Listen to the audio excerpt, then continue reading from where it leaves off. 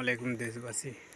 প্রত্যেক মানুষ আমরা বলে থাকি মরণ হলো ভালো হতো, আমার জীবনে শান্তি নেই, আমি মরে গেলে সব থেকে সুখী হতাম, আমার জীবনে অনেক কষ্ট, অনেক দুঃখ, আমার ছেলে গালি দেয়, আমার স্বামী গালি দেয়, আমার স্ত্রী গালি দেয়, বাপ মা গালি দেয়, আমাকে কেউ পছন্দ করে না, কেউ ভালোবাসে না।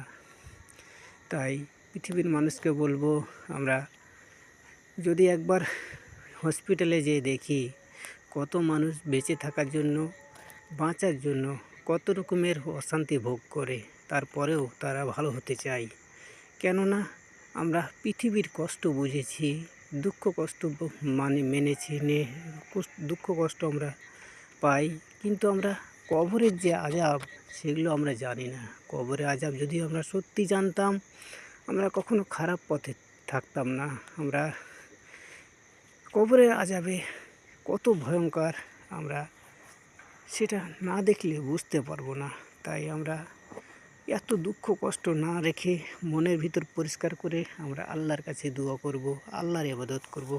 সে আমাদেরকে বাঁচিয়ে দিতে পারে, সে আমাদের দুঃখ কষ্ট মেনে নেয়, অথচ শান্তিতেও থাকার পথ খুঁজে দেয়।